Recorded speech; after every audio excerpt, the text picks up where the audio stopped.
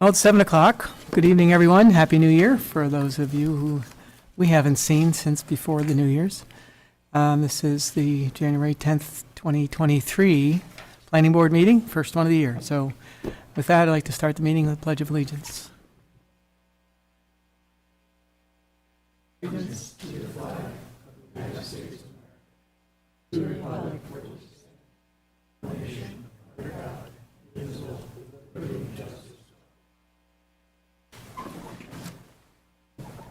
So, one most important announcement. Welcome back, Ernie. He's back from surgery and recovery and all that, and glad to have you back, Ernie. You've been missed. Sorry? Good. So announcements, emergency exits left and right as you're looking at the sides. Restrooms are out the door and to the left. Please make sure you've signed the attendance sheet if you haven't yet. We'd like to have attendance recognized for everyone that's been here. There are business cards at the back table in case you need to contact the planning department. It's got emails and phone numbers on it. Back table is also a copy of any resolutions that we have at every meeting. This evening we have one prepared. Also on the back table is a copy, cell phones, please turn them off or silence them. And if you have any conversations that you need to take out, please do so before you start, and that way we can all give the appropriate attention to those applicants in front of us. So with that,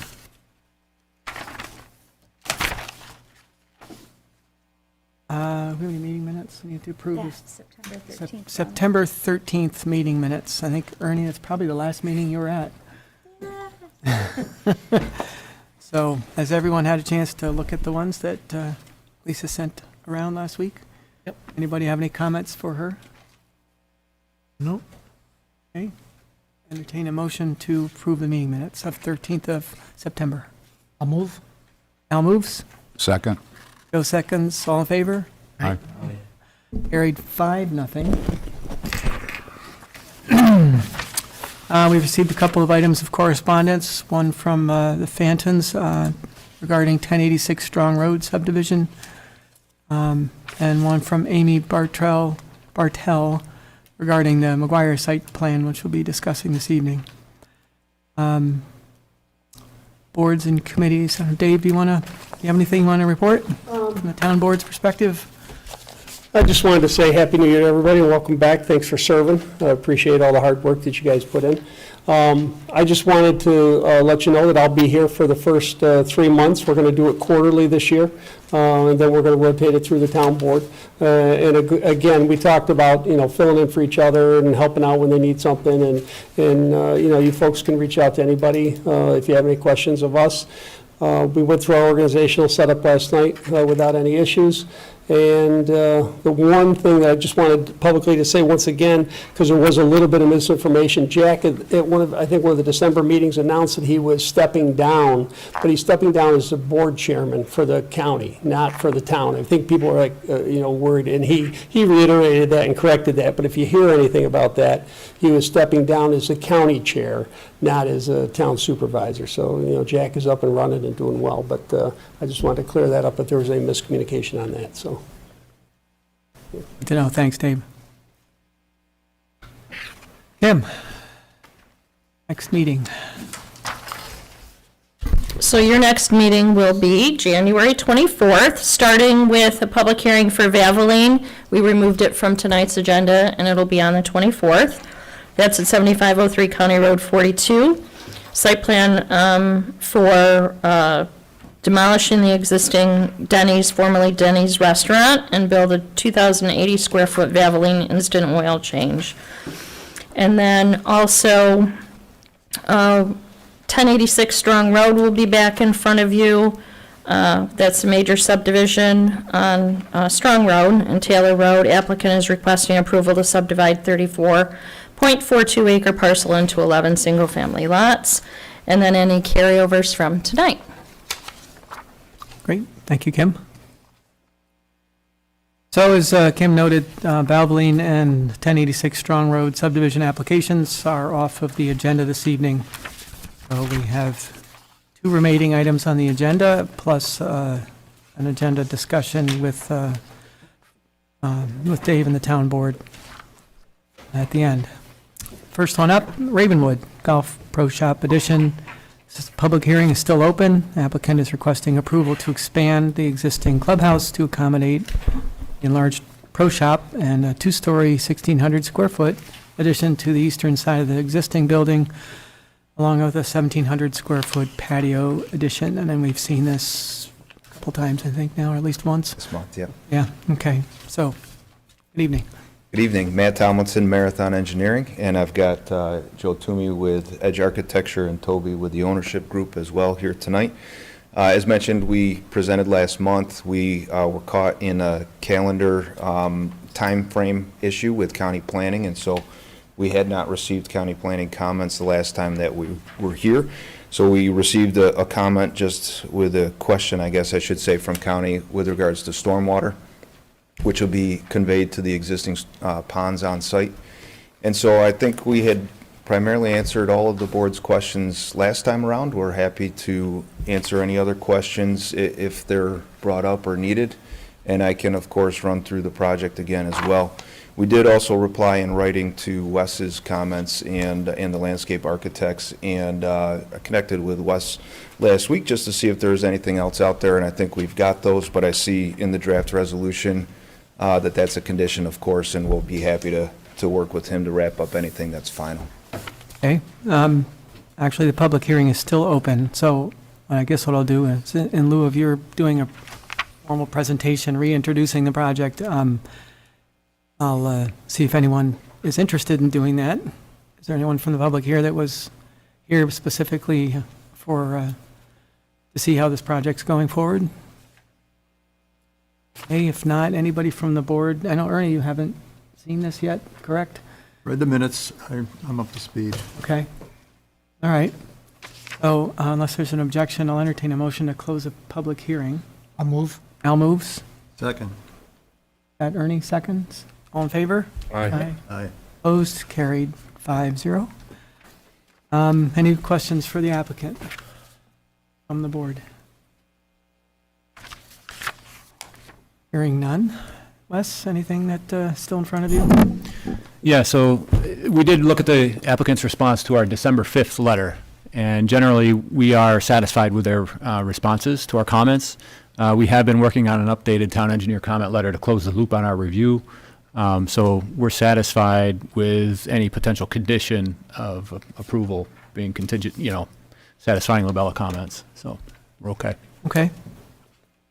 Sounds like everything, all the i's and t's have been dotted and crossed regarding that and the county. So we do have a draft resolution, which I will read for approval of this application.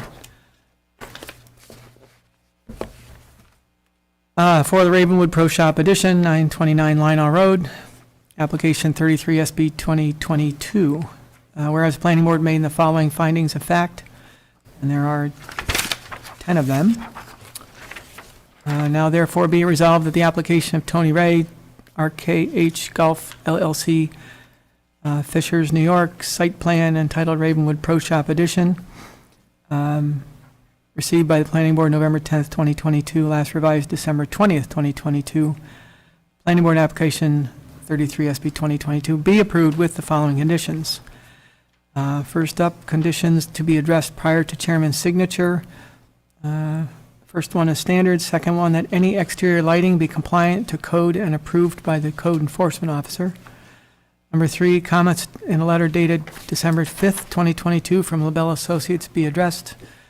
And number 4, that the comments in the letter dated November 29th, 2022 from Zaretsky and Associates be addressed. Ongoing conditions, both of them are standard, and be it further resolved that the planning board secretary distribute the planning board's approval letter. On the resolution, do I hear a motion for approval? I'll move.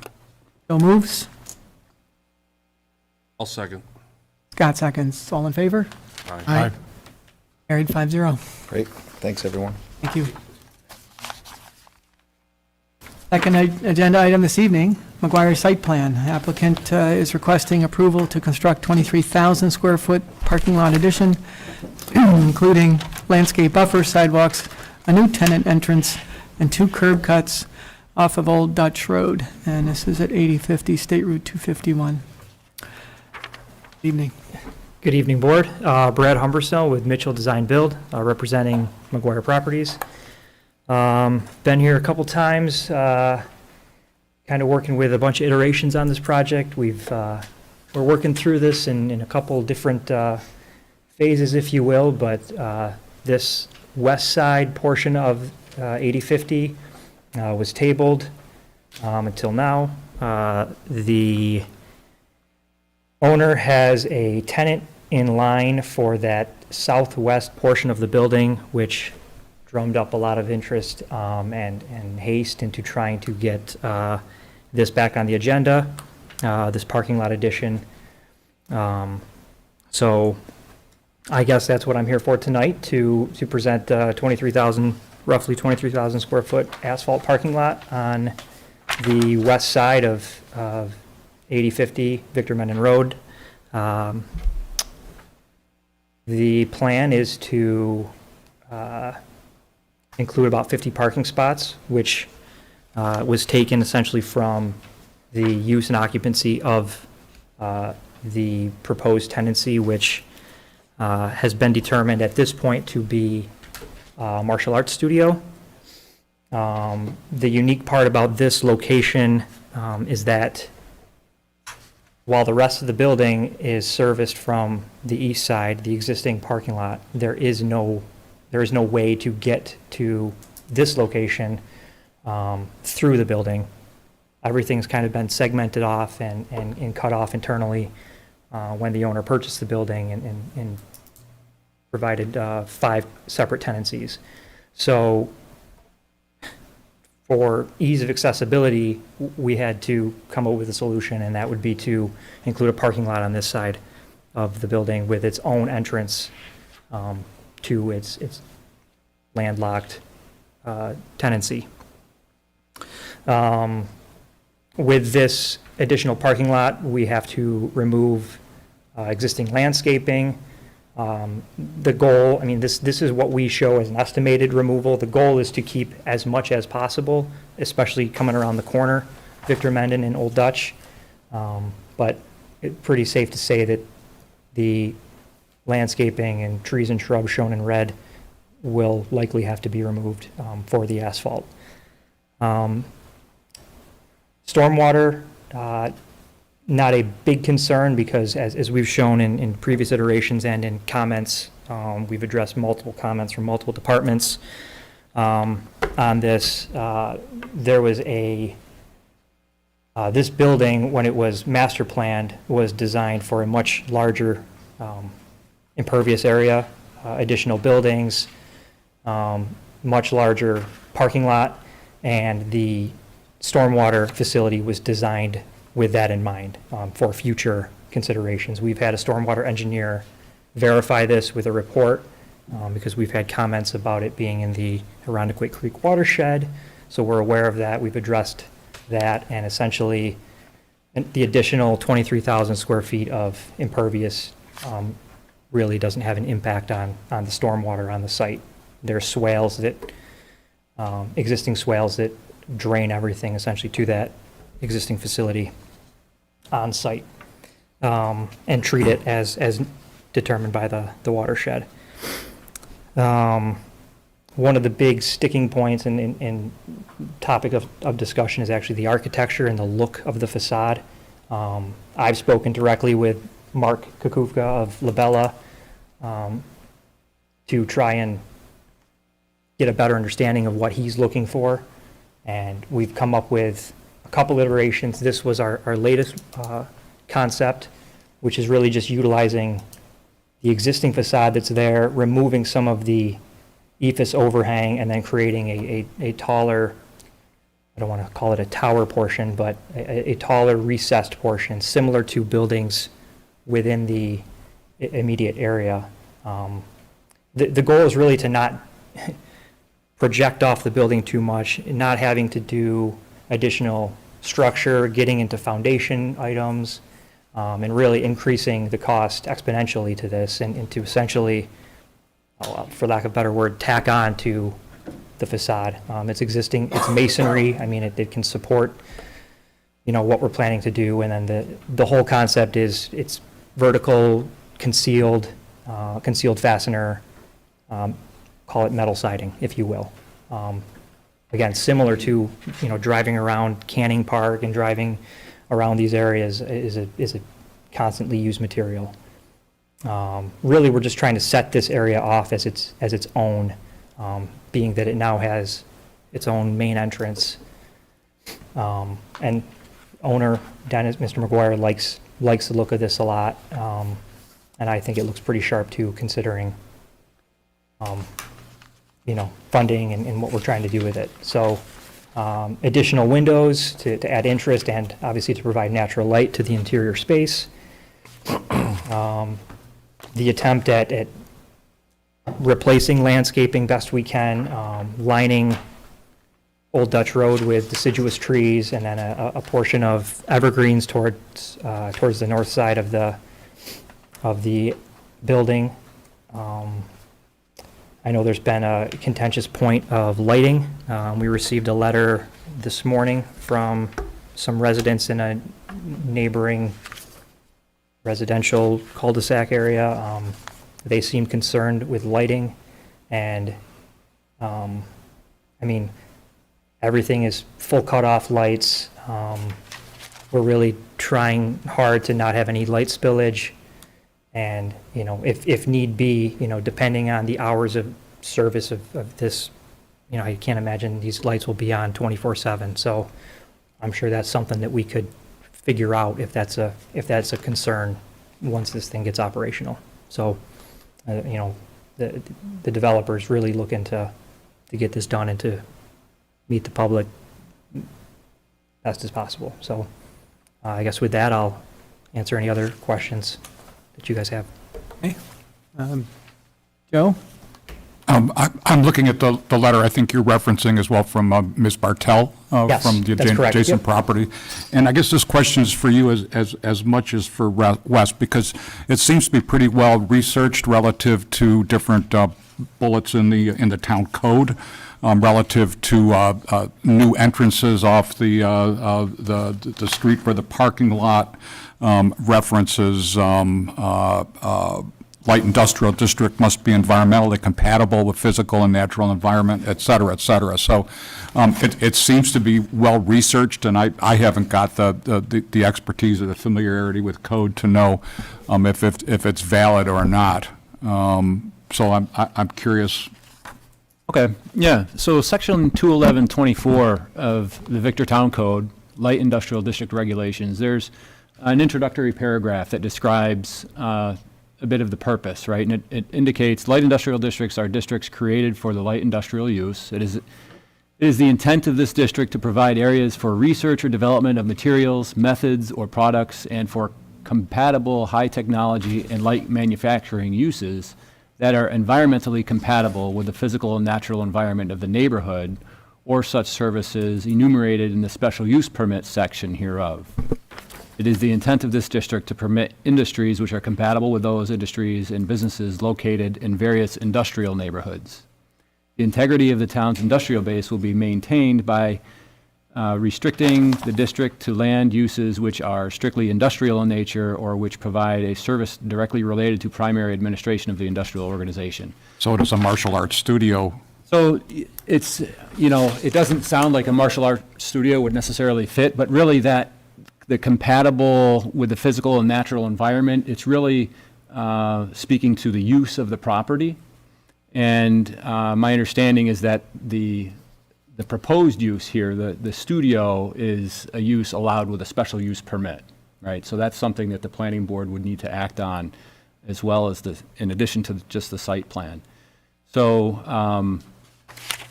I think those are overarching goals that the district intends to adhere to, and doesn't really provide a specific, at least in this introductory paragraph, a specific measurable outcome. Okay. Right? So I think the planning board generally does balance and look at the site plan elements and takes into consideration those elements that are reviewable to help assure that, the particular land use is compatible with the surrounding neighborhood. okay? Yeah. Relative to her comments about incidental storage, sub D8 says shall be shielded from view by fencing, landscaping, and other appropriate measures. And we're talking about removal or at least protection of some of the shrubbery that currently shields the neighbors. And I think probably the lighting would carry through as well. She talks about glare, which I'm not sure is valid or tied to that as well. Okay. Yeah, so there are some additional provisions and requirements noted in section 21124, subparagraph D. 8 does mention incidental storage outdoors shall be shielded from view by fencing. So my understanding, though, is that this particular proposal doesn't involve any outdoor storage. Correct, At all. yeah. And as far as lighting goes, section, or the chapter, I forget the chapter 131, lighting code, Impressive. 161, 131. So we have done a review of the proposed light fixtures, right? They've submitted the catalog cut sheets for the light fixtures as well as the lighting plan. And so far as we can tell right now, the full cutoff light fixtures, basically that will mean the illumination is directed straight down at nadir, right? So that's going to help minimize and avoid the light trespass across like the right-of-way boundary, and should also shield the source of illumination from adjoining properties as well. Well, lighting will result in some form of, I don't want to say sky glow, but there's, off-site, there is going to be a presence and an indication perceptible to the eye of there being lighting, but from what their proposal is indicating, they are code compliant with the lighting code. Okay, so the issue of the quantity, I think she mentions 18 new fixtures, and the height are compliant and reasonable, I guess? Yeah, so in the number of fixtures, the 18, I suspect that part of the reason there are 18, as opposed to like 5, right, is lighting uniformity, right? In a parking lot, if you have, the fewer lights you have and the more space and distance you have between them, you're going to come up with dark spots in a parking lot or in a pedestrian walkway. So the number of lights helps to provide some lighting uniformity, and the height, I believe, is code compliant as well. Okay. Right. So there are other things you can do to maybe minimize the number of fixtures. I suppose if you have them at a higher height, their projection is going to go to a wider footprint, right? So it's kind of a trade-off. The lower you go, probably in order to maintain that lighting uniformity, you're going to have more fixtures. Okay. So there's a bit of a trade-off. Yeah, appreciate it. Part of me says, did you know you were moving into next to an industrial area? And the other part of me wants to make sure we're being sympathetic to that and doing everything compliant and reasonable to, work with the developer as well. Yeah. Yeah, and just for the public's benefit, right, the town's lighting code is fairly progressive in terms of protecting the surrounding neighborhood and the environment, right? It's very sensitive to keeping illumination cast down so as to avoid sky glow, right? And also to avoid light trespass, disability glare, all these technical terms that are found in Chapter 131 of the town code. So the code itself, when there's an applicant that's complying with the lighting code, it's generally a very good proposal in terms of Okay. impact on the surrounding neighborhood. Thank you, appreciate it. Al? No questions or comments. Scott? I have a couple of questions. Are you seeking a waiver from the planning board regarding the proximity of parking to the right-of-way?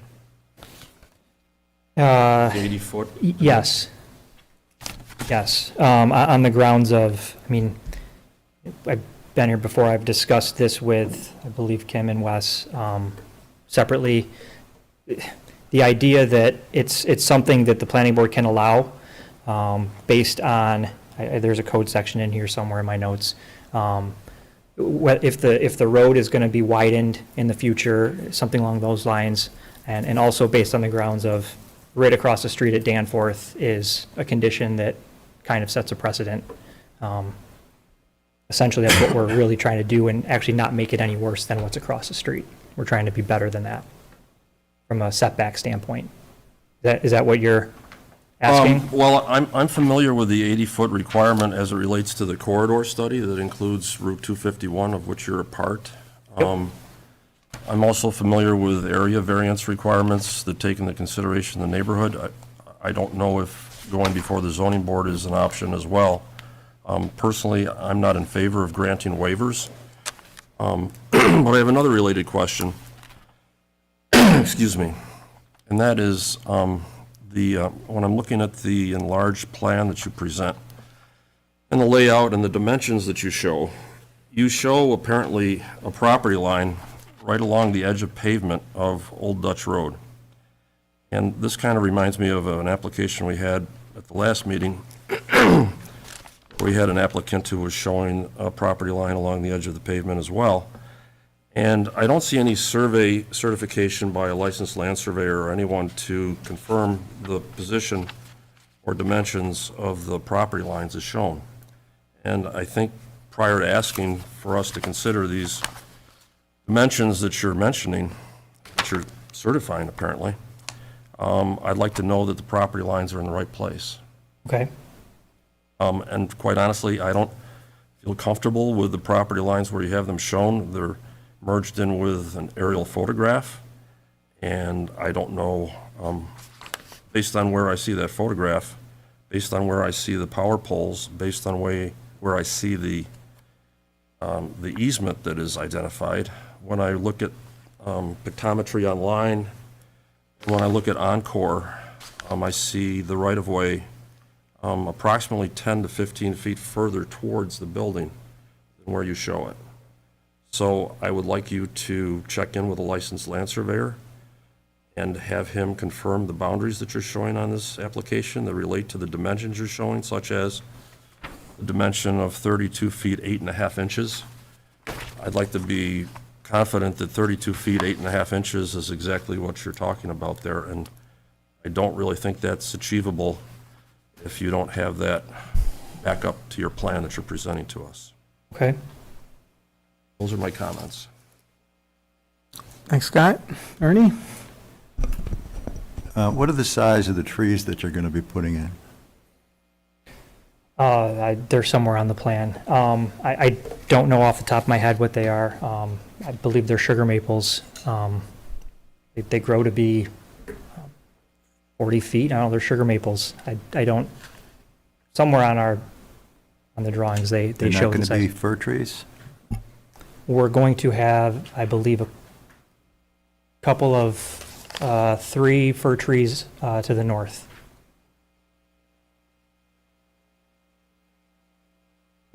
Looks like Well, for the sugar land, Sugar maples are not going to block light in the wintertime. Are we trying to screen the entire building? I'm sorry, what's the intent of, Well, I'm trying to providing- see how light, if it should escape from the property, would be affected by the foliage that you put in. but is there a problem with the light, I mean, can you see light from the neighboring property? Yeah, of Well, I course. understand that. You're Yeah. going to see it. Okay, But we're trying to mitigate it as much as we can. That's Sure. why I asked the question. but are trees the best way to do it? Because, I mean, that blocks the entire building. If a tree is big enough and wide enough, it'll do it. I guess, but why do you want to block the entire building? Want to block the light, Okay, not the building.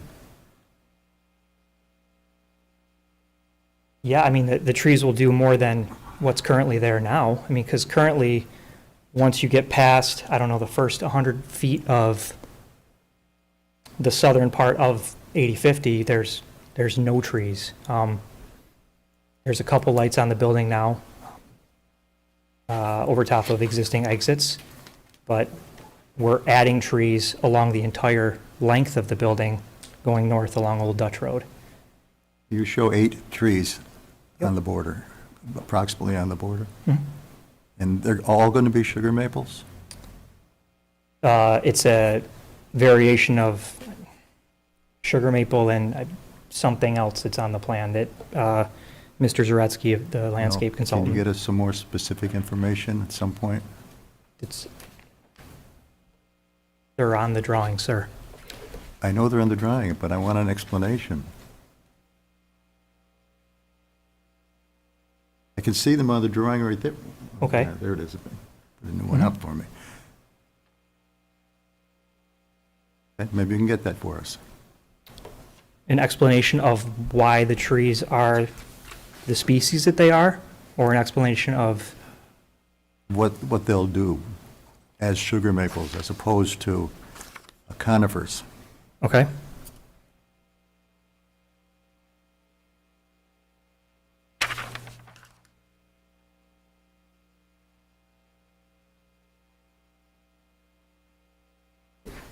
Thank you. That's all I had, Joe. Oh, is that, okay. I do have a few questions myself. Yes, we're trying to mitigate what is, has been implemented implemented into the architectural standards or guidelines of the town by asking to break up the facade. Now, whether it's hiding the facade with foliage or painting in patterns or adding windows or facade treatments that you've spoken with our architect about, I didn't see a lot more than just where the entrance is to the building for your new tenant or Okay. proposed tenant. I would have expected to see those plantings along the footing or foundation wall, the entire length of the building.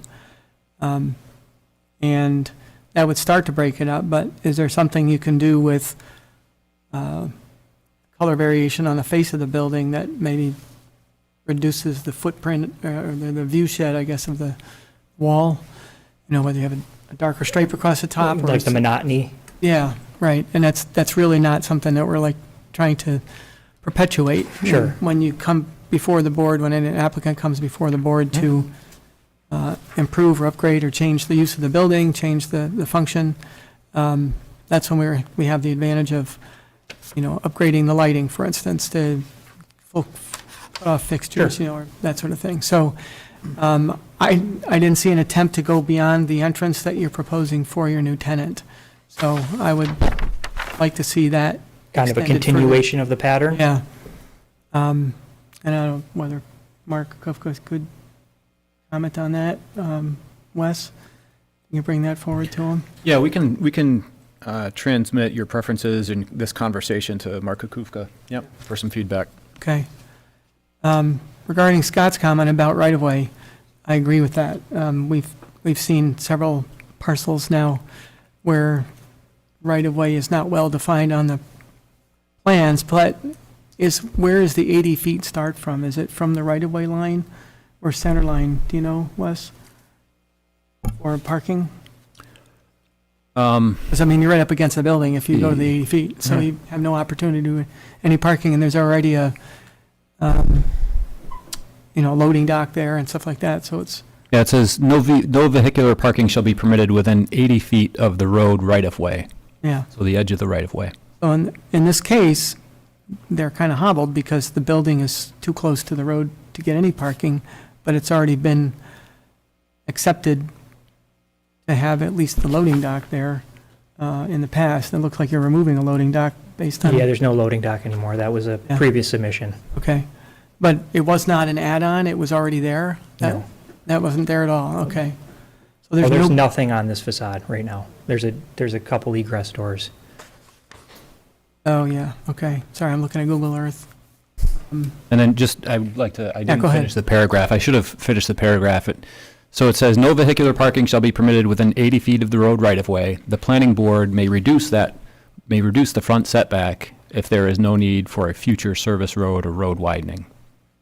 Yeah, and that we did discuss, I think, the last time, or at least in our planning meeting, but you mentioned that you've got a precedent across the street. Their setback is much further for their parking area in terms of, distance to the parking lines than what you're proposing. You've got utilities, you got water, you got electric overhead, you've got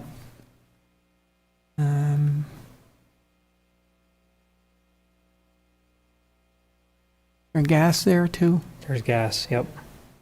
You got a lot going on. Oh, I know. Yeah.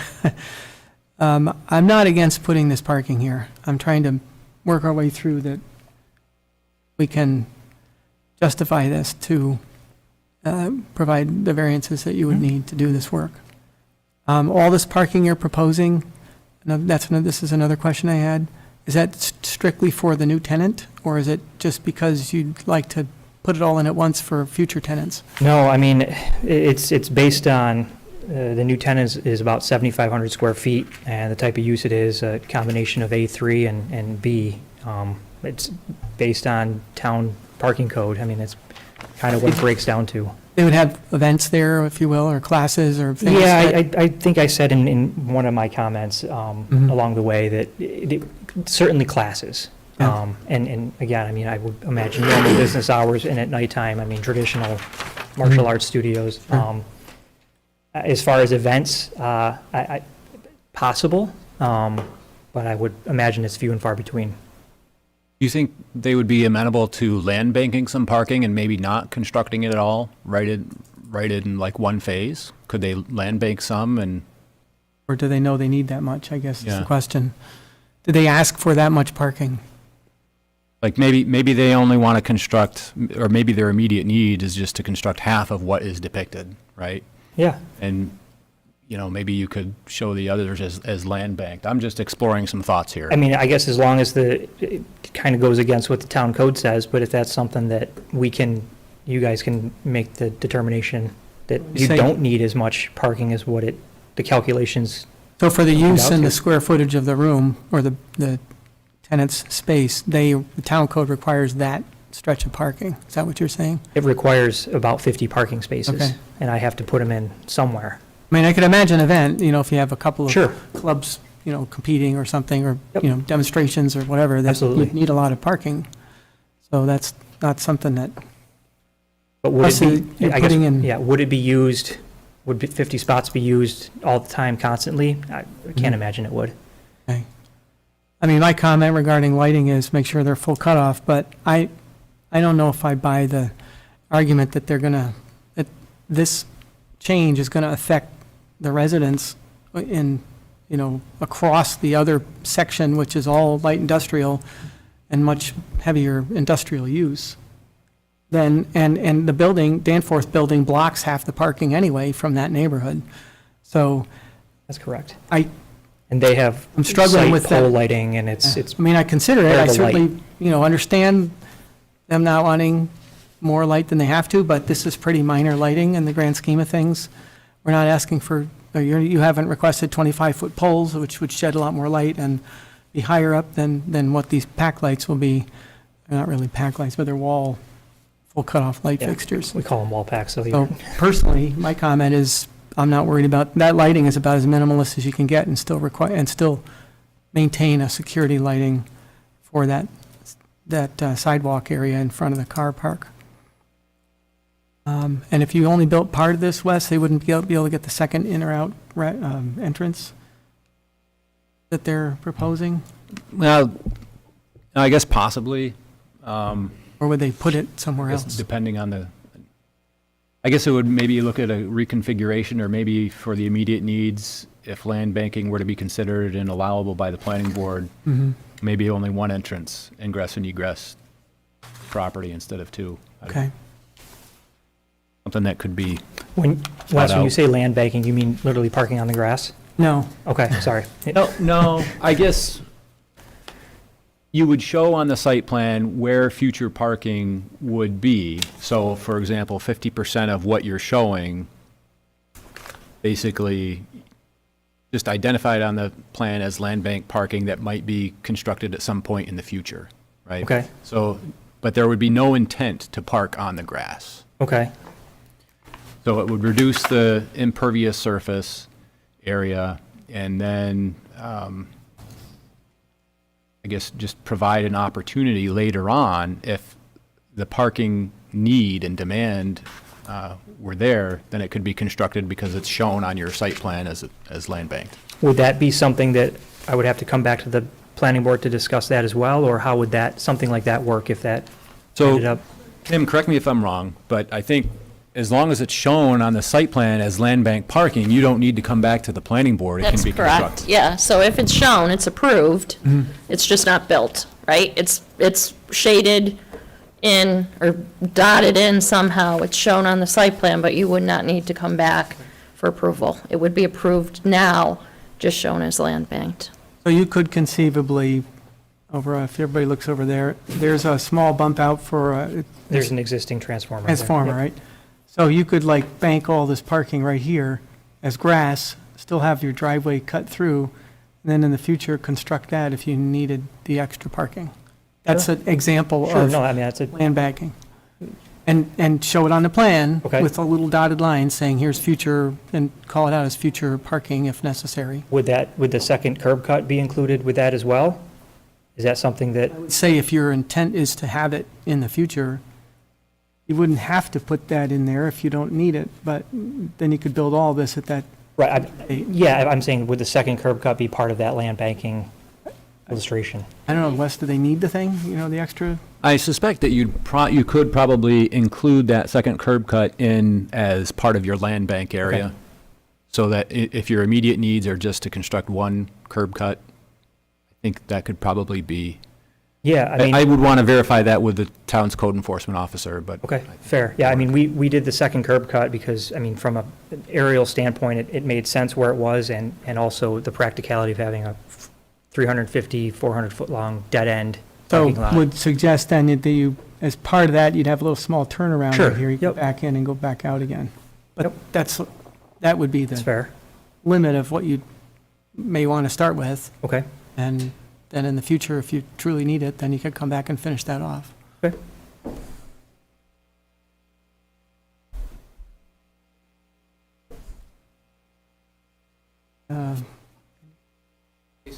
If you come on up and introduce yourself, no problem. Myself. So, thank you. My name's John Ingalina, and I'm the proposed tenant going in there. So, some of you may know me. I think I recognize some of you. I own United Martial Arts Center now on School Street. So, we are proposing to go over there. So, I just came up here to just, view this operation.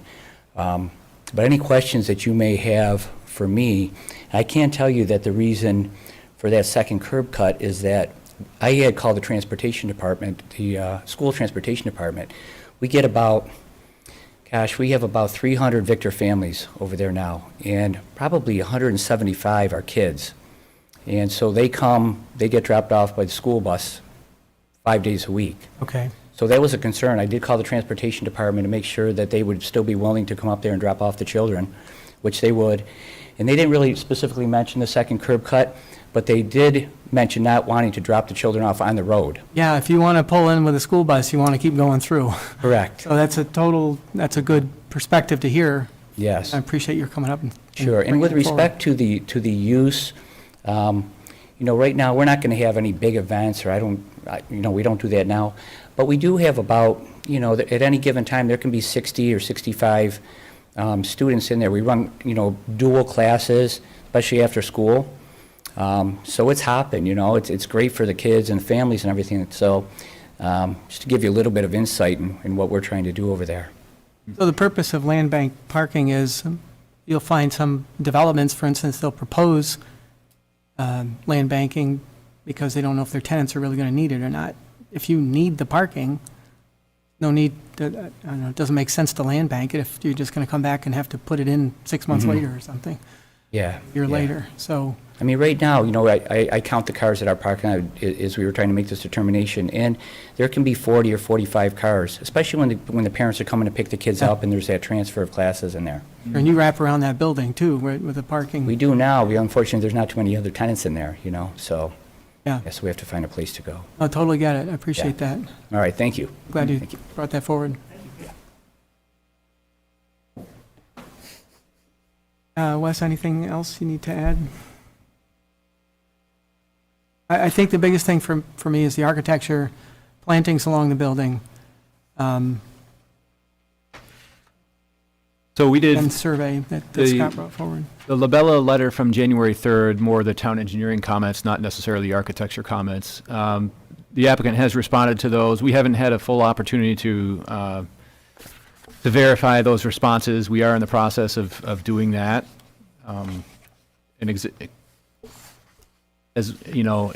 We need to examine the response from Pine Woods Engineering, right, from the stormwater thing. I don't suspect there's going to be an issue there. They did a good job. Pine Woods generally does a nice job.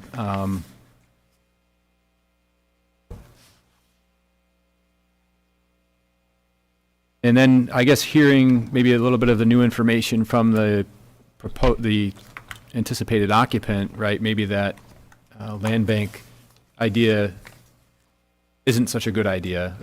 Maybe also if they've got a school bus going in there and they need to be able to, pull through.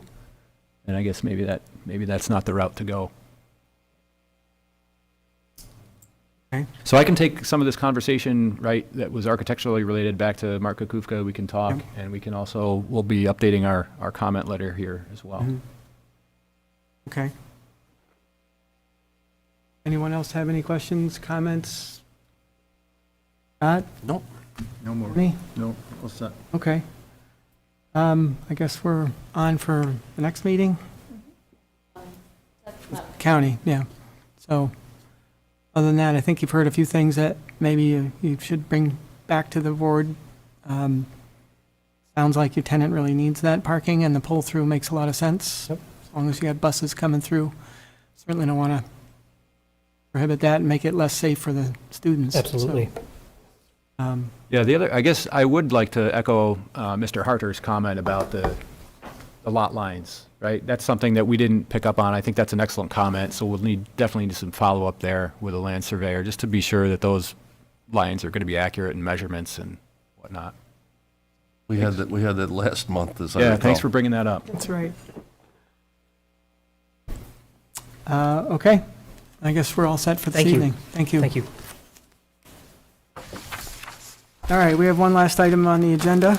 It's a discussion and a referral from the town board regarding a local law update or change.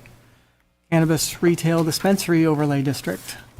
Town of Victor Board is considering adoption of a local law to amend Chapter 211 zoning, the Town of Victor Town Code, to create a cannabis retail dispensary overlay district. Town Board is declaring its intent to serve as lead agency, which the Planning Board often does for other things. Planning Board will review the proposed local law. So, David, do you have any remarks about it? What the Town Board's feeling is on this, or motivation, perhaps? Well, I think if you look at the map, we spent quite a bit of time with Wes and Labella obviously making sure we had buffer areas. And you can see on part of the map, we actually took down by Willowbrook, originally it went down, we were gonna do all that industrial area, just trying to, at first we were gonna be like, okay, let's just stay north of Chili's, you know, and keep along the 96 corridor. Well, then you start looking at the hiking trail along Willowbrook, so we cut that out because it really wasn't necessary to have the overlay district go that far. And then we looked at some of the other areas that we wanted to make sure were included. And I think the board's intent is that it's coming, we want to be out in front of it, and we want to keep control of where it's going to be, you know, and the whole thing in there with the law, a lot of it's going to be like with the hours of operation, when it can be open, when it can be closed, and things of that nature. And I think the board is probably going to move forward on it. I don't see any resistance from the town board, but we wanted to get it out in front of the planning board for you guys to take a look at it, to see if you had any thoughts or any comments that you wanted for us to take back for us. It may be some things that we've overlooked or haven't considered. And with Wes being here representing the planning board, you know, he's got direct contact, obviously, with Jack and the rest of the town board as well, so. Okay, What's the consequence of not having a town ordinance approved? Does that mean that it's not permissible, or it could go anywhere? It's a great question. I think, Wes, do you know the answer to that? Yeah, I think I can answer that. So currently, a year ago, I think it was December 2021, there was a deadline, I think by the end of the year, where a municipality needed to opt out if they chose to opt out. And that is opt out of retail sales of cannabis. And then there's another form, there's another type of use, on-site consumption facilities, right? So there's those two types of cannabis facilities. And the town at the time chose to opt out. So basically they said, no, we're not going to, you know, permit the retail sales of cannabis or the on-site consumption.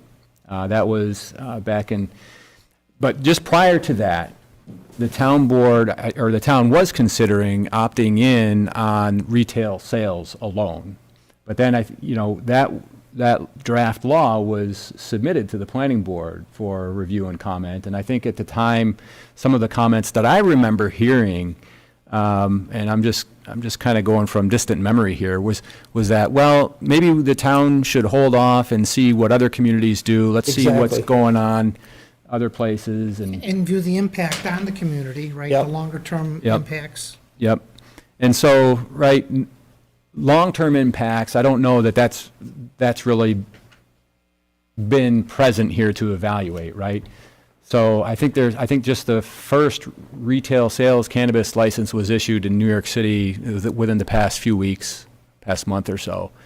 But in any event, the town board is considering now creating this overlay district that is in draft format now, largely the northern part of town overlaying on the commercial district and some PDD areas. And they're just considering allowing for retail sales alone. They're thinking of opting in, if you will, on retail sales. They are not considering opting in with on-site consumption facilities. That's correct. There's no appetite for a lounge, if you will. You know, there's really no appetite for that from the town board. But the sales, and I think what's the other part of it is that I think other towns are starting. And our reluctance wasn't that we didn't see it coming. Our reluctance in the beginning was the state was so far behind, and we wanted to see what the state was going to do as far as bringing the law down and where the funding would come to help some of these folks that want to get up and running and those things. So I think that's when we took pause, we're saying, hey, we're going to opt out because you can always opt in later. And that was kind of our intent, to opt out, let it ride here for a year, get a feel for where it's headed, what the community is thinking, what people are talking, and to be honest with you, the folks that have approached us or talked to us about it, and you know, there's been a little bit of a buzz, but frankly, there's not a, you know, no pun intended, choice of words, no pun intended, but there really has not been any resistance to it. You know, there really hasn't been any resistance to it, and it's, so I think, you know, we wanted to have control where it was going to be and how we were going to set it up and where the overlay district would be, and that's really where the board's coming from. So if the town does nothing, I guess to answer your question, if the town does nothing and doesn't pursue this any further, then the retail sales would not be allowed in the town of Victor, right? The town, my understanding is the town needs to, if they were going to allow retail sales, they would need to adopt a law like what is presented and placed in your Dropbox and create this overlay district is how they've chosen to do it. So again, just one person's opinion, I still see no compelling need to move forward at this point. I think there's still unintended consequences that aren't understood, and I just don't see the need to pursue it at this time. Joe, my son and daughter-in-law live in New York City, and what he's told me is there are several shops in his neighborhood where that is being sold, but not as marijuana. They sell a T-shirt for $50, and they throw in a bag of marijuana for free. The board aware of that?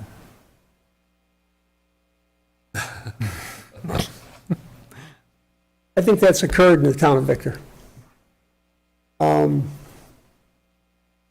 That's probably all I'm going to say on that. But Say no more. right, but I think that has occurred, and I think that's one of the things, and I know for a fact that it's occurred in other towns. And I think that's one of the reasons why we want to move in this direction, because then we can put a thumbprint on it and then possibly go after those folks that are violating it. Maybe I don't understand. So somebody sells a T-shirt at any retail store or on like private market, or how does It's a that? retail store. So you can go to Spencer's, buy a T-shirt, and they'll throw in a bag of, Well, I don't know if Spencer will do it, but I down mean, in New something York like they that. do. Sorry, I didn't mean to be pejorative towards Spencer or anything, but you're local. Anyway, so that's bizarre to me that that could even happen, you know, legally. But I'm kind of with Al. I don't see any compelling reason to add that to the retail character of the town. I'm surprised I don't see more resistance, unless we just haven't. Well, the public meeting Yeah. is coming up, so it'll be interesting Okay. to see, you know, I mean, obviously, we all would love more participation, right? Yeah. From the public, and we don't always get it. And maybe this will bring about, maybe we'll get some more feedback from some residents, but when we have surveyed informally, talking to residents within the town, they're kind of like, you know, they're, the opposite, you know, there's not an opposition to it, and it's like, it's coming, you know, let's get out in front of it. And Again, is that the character of the community that we want to be Right. known as? Right, The retail center of Ontario County. right. I share that as well.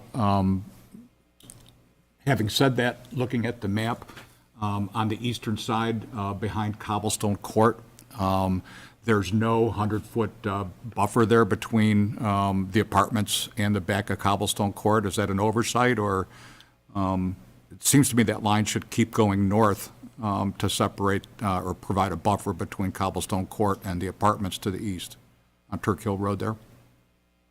You see where I'm looking, Wes? Yeah, I do. Up behind Hobby Lobby. So- What's the purpose of the 100-foot buffer again? The 100-foot buffer, the pink line that you see on this map, that's a regulation that's already in place, right? So the 100-foot buffer line is a depiction of a town zoning requirement where permitted Any uses in the retail commercial, of any- of any commercial use, Okay. whereby permitted uses in a commercial zoning district that abut a residential zoning district. So that's why you don't see the pink line extend on the east side northward. Because the towards- commercial is a rental property, right? Because there's not a residential zoning district adjacent. Yeah, that's why we're not seeing it. That's Constellation and. Yeah, that's all PDD. Yeah, it's all PDD. Okay, Thank you. thanks. So one of the comments that I recall making was not thinking it was a great idea to have cannabis sales at adjacent to a residential neighborhood, even with a 100-foot buffer, that nearly, I would have cut everything off from State 96 east, except for the, I mean, even Valentine Square, honestly. But that leaves basically Eastview Mall campus, Cobblestone Court, High Street Extension area, and Commons Boulevard, I guess, the Eastview, where's Target, that area, that plaza. I see that Home Depot is specifically left off of there, but so is Mitchell, so.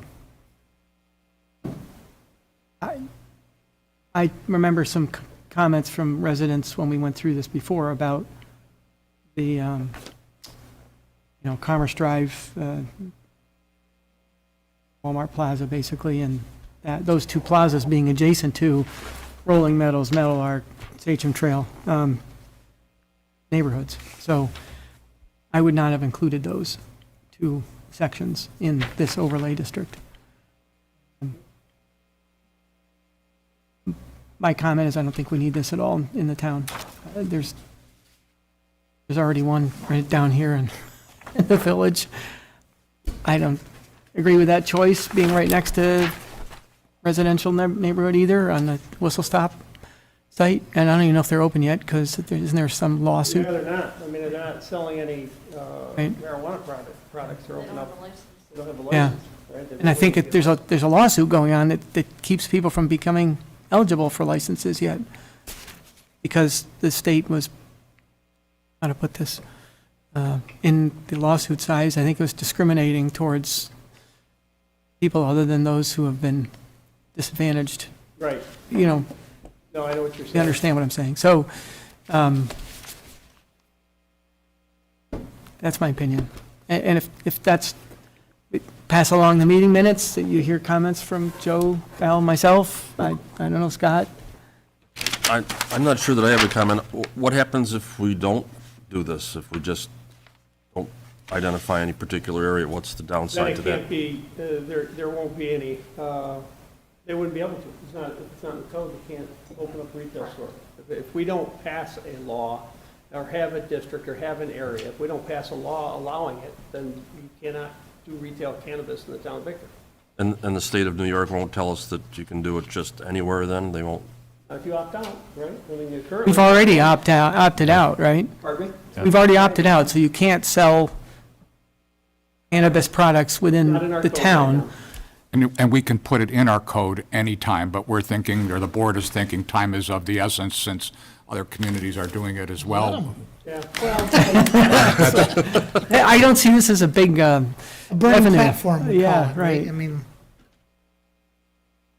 You're getting the board's opinion, I don't, no, right? I appreciate it. I mean, Yeah. I think that if you want to talk revenue, there probably is substantial revenue, but there's other ways to make revenue. And Al's argument is, I mean, if it does become law, and if, there's a place at Metro Mattress, they're not coming down to these guys over here, right, to buy the same thing. I mean, it would probably, once, if and when they get their license, I mean, I don't know. And I also thought in the code there might be something about how many liquor stores you could have. We talked about how many, and there isn't. Yeah. There is not anything in the code about how many liquor stores you can have, I have a question. For the properties that are included in this map, have you had any conversations with the property owners to the extent that they're in support of this or not in support of this? Being included or not included? For example, does Eastview Mall say, with respect, I'll use Spencer's for example, as their tenant, the store that I rarely go into, but would they want something like that? Would they want this status? I don't know where this, I would say that they, You might want to be at the microphone, Dave, well, or not. no, I'll come to the microphone. I think what you're going to find people on both sides of the argument, right? You'll find people say, well, it's going to increase foot traffic. It's going to increase foot traffic for retail sales and a lot of commodities, whatnot. So foot traffic is foot traffic. Does it lead to sales of other items? I don't know. Does it lead to increased revenue? But I think at the end of the day, and I will take, his comments back to the board, at the end of the day, is do we need to put our stamp on it? Or do we sit, or do we move? And to find out really how much of a push has there been. There's been some, folks there's been some interest. There is some folks that are ready to go and want retail of cannabis. And our thought in setting this up is, well, we're going to dictate where it's going to go, obviously. So the That picture totally I agree have, with- Dave, in my head right now is, a retail cannabis place.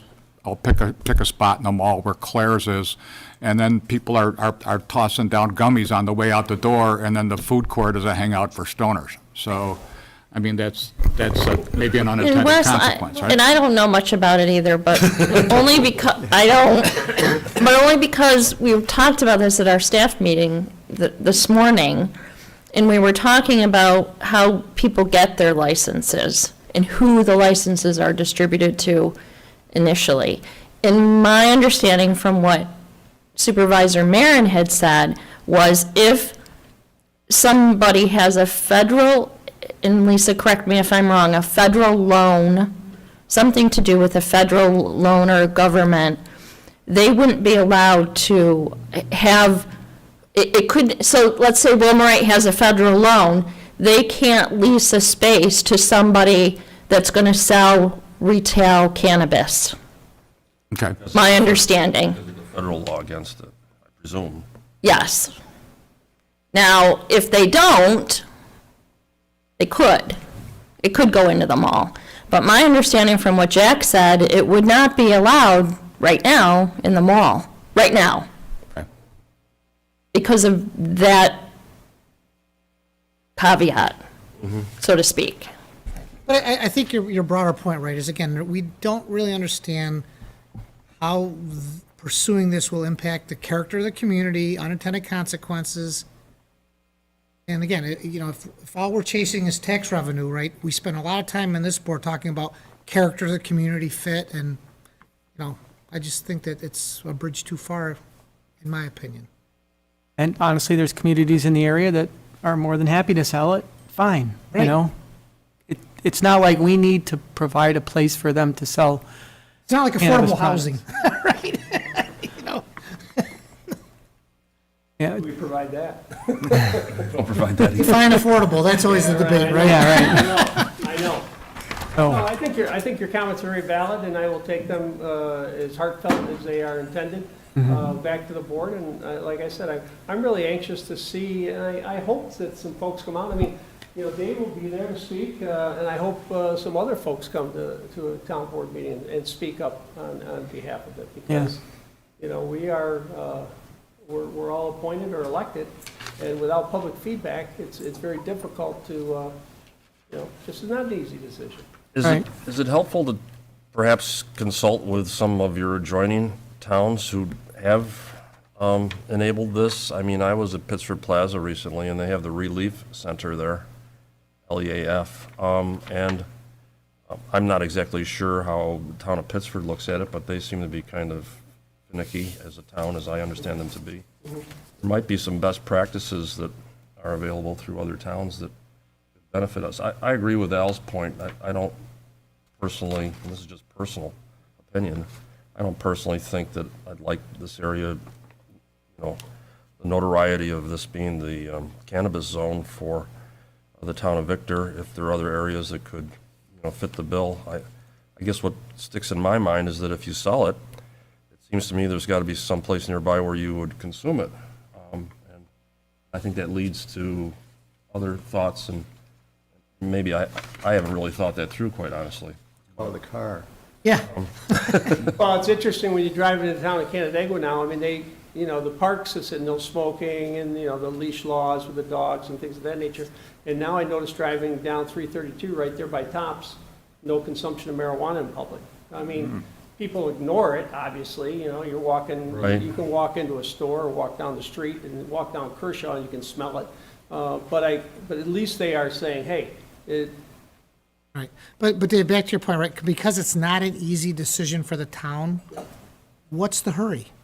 Contemplate it, wait, see how it plays out. I mean, just, Yeah, especially since we haven't even seen anyone become licensed yet. We don't know what the impacts to the community are from a retail perspective, not to mention the health, right. attractive health problems. So, Bernie, did you have any other comments? I made my comment. I thought so. All right, well, All right, I appreciate it. interesting to see how the community voices their opinions at town board meeting. We certainly don't need to be lead agency on this one. For sure. So, yes, we're going to defer to the town as a lead agency, I'm assuming. So, unless you have anything else for us, I'd entertain a motion to adjourn. I'll move it. I'll second. Moves, Ernie seconds. All in favor? Aye. Have a great evening, everyone. Thanks, Dave, appreciate it. Susie, let us know when we're off.